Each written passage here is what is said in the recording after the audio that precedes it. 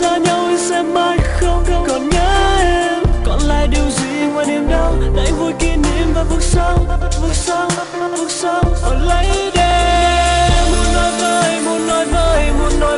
Muốn nói với em bao nhiêu điều mà muốn lời, vì nhiều khi anh đã thấy trên đôi môi em muốn ra câu yêu thương. Là một lần nghe chơi vơi, lại một lần nghe chơi vơi. Giấc mơ đã đi về nơi nào. Lại một lần nghe, lại một lần nghe, lại một lần nghe thấy em.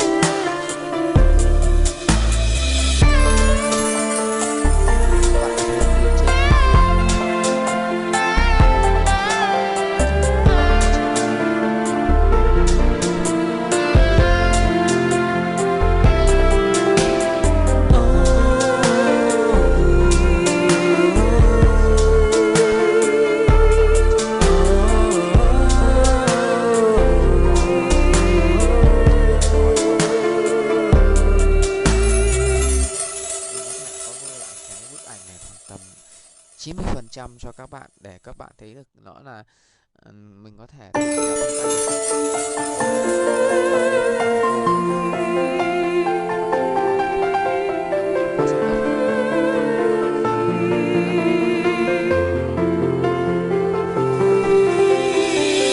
Có những lúc ta bên nhau còn tim anh đau, nó rất đau vì có lẽ đôi ta không hợp nhau. Nhưng sao anh vẫn cứ giấu hết tiếc nuối khi bên em, giấu hết nước mắt khi bên em. Để giờ này anh mang bao nhiêu là đớn đau, vì một thời anh đã yêu dài khờ và anh đã cho em bao điều nhung nhớ. Để giờ này khi bóng đêm vội về chợt nhận ra anh mang nhiều lắm lá. Còn lại điều gì ngoài niềm đau đánh vui kỷ niệm và bước sau, để ngày xa nhau anh sẽ mãi không còn nhớ em. Còn lại điều gì ngoài niềm đau đánh vui kỷ niệm và bước sau. Time to go, baby. You and I, feelings that we had inside slowly died, and I couldn't hide nor keep the secret. Didn't wanna let it sink down no deep and lose myself inside the pain. Gave my all, but none it came. People seasons change and people change. Can't spend my time playing games. We've been down on this road too long. Time to let go and just move on. What felt so right now feels so wrong. The truth is now my feelings gone. I hold you close, but my heart's far away. I think it's time to go our separate ways. Dẫu có những lúc ta bên nhau còn tim anh đau rất đau, vì có lẽ đôi ta không hợp nhau. Nhưng sao anh vẫn cứ giấu hết tiếc nuối khi bên em, giấu hết nước mắt khi bên em. Để giờ này anh mang bao nhiêu là đớn đau, vì một thời anh đã yêu dài khờ và anh đã cho em bao điều nhung nhớ. Để giờ này khi bóng đêm vội về chợt nhận ra anh mang nhiều lắng lá. Còn lại điều gì ngoài niềm đau đánh vui kỷ niệm và bước sau, để ngày xa nhau anh sẽ mãi không còn nhớ em. Còn lại điều gì ngoài niềm đau đánh vui kỷ niệm và bước sau ở lấy đêm. Muốn nói với em bao nhiêu điều mà bạn phải buồn lời, vì nhiều khi anh đã thấy trên đôi môi em muốn ra câu yêu thương. Là một lần nghe chơi vơi, lại một lần nghe chơi vơi. Giấc mơ đã đi về nơi nào. Lại một lần nghe, lại một lần nghe, lại một lần nghe thấy em.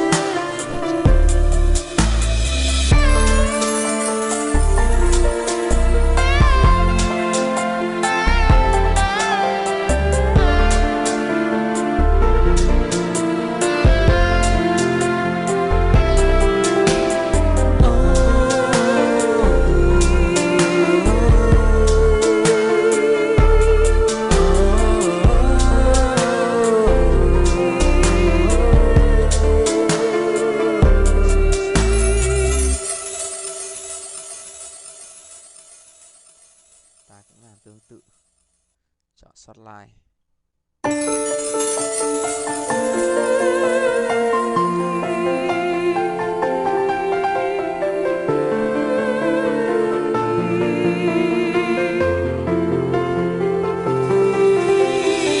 Dẫu có những lúc ta bên nhau còn tim anh đau, đau rất đau vì có lẽ đôi ta không hợp nhau. Nhưng sao anh vẫn cứ giấu hết tiếc nuối khi bên em, giấu hết nước mắt khi bên em, để giờ này anh mang bao nhiêu là đớn đau. Vì một thời anh đã yêu dài khờ và anh đã cho em bao điều nhung nhớ, để giờ này khi bóng đêm vội về chợt nhận ra anh mất nhiều lắm lá.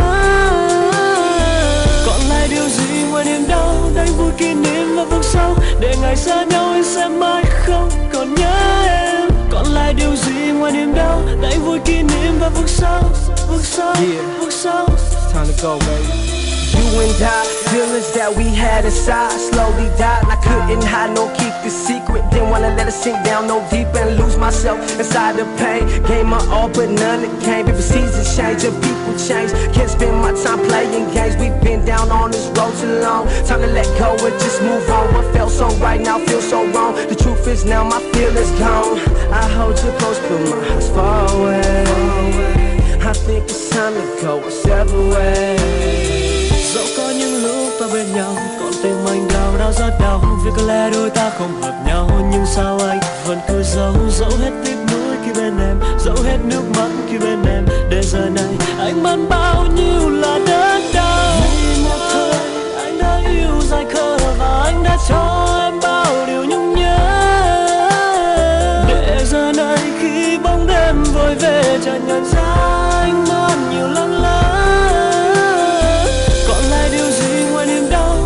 Kỷ niệm và vực sâu, để ngày xa nhau anh sẽ mãi không còn nhớ em. Còn lại điều gì ngoài niềm đau, đánh vui kỷ niệm và vực sâu, vực sâu, vực sâu. Ở lấy đêm muốn nói với, muốn nói với, muốn nói với, muốn nói với em bao nhiêu điều mà bạn phải buồn lời. Vì nhiều khi anh đã thấy trên đôi môi em muốn ra câu yêu thương, là một lần nghe trời vơi, lại một lần nghe trời vơi. Nơi nào lại một lần nghe, lại một lần nghe, lại một lần nghe thấy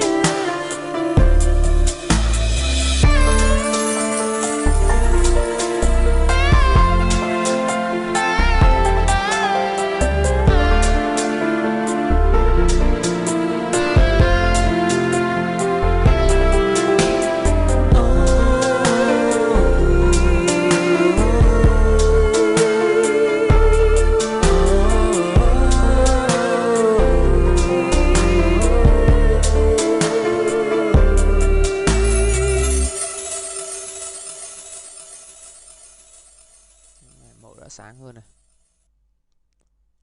tùy theo.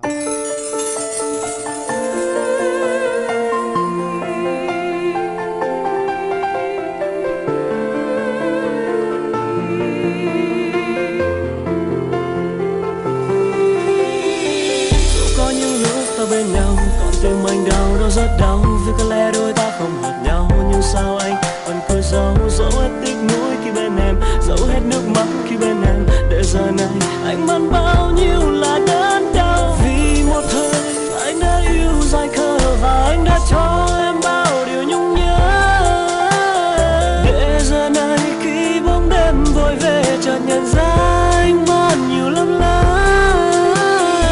Còn lại điều gì ngoài niềm đau, đánh vui kỷ niệm và vực sâu, để ngày xa nhau anh sẽ mãi không còn nhớ em. Còn lại điều gì ngoài niềm đau, đánh vui kỷ niệm và vực sâu, vực sâu, vực sâu. Time to go, baby. You and I, feelings that we had inside slowly died, and I couldn't hide nor keep the secret. Didn't wanna let it sink down no deep and lose myself inside the pain. Gave my all, but none it came. If seasons change and people change, can't spend my time playing games. We've been down on this road too long. Time to let go and just move on. What felt so right now feels so wrong. The truth is now my feelings gone. I hold you close, but my heart's far away.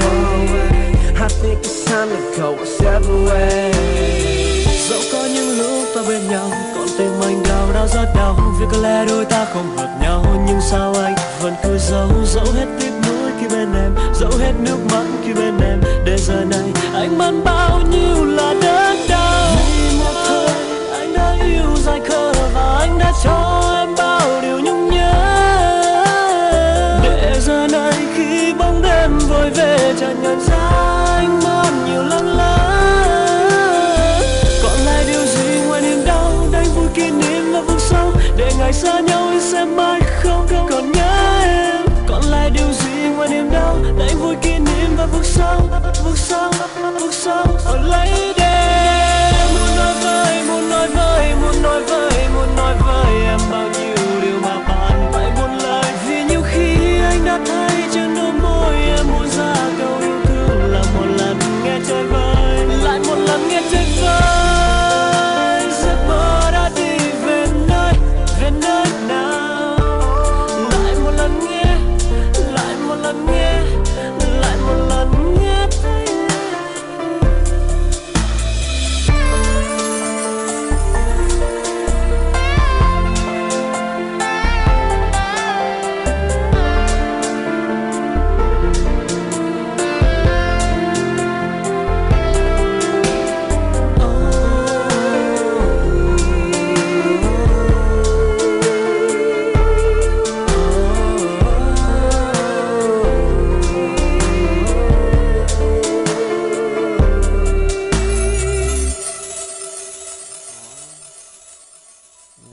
Nhờ làm này được mình.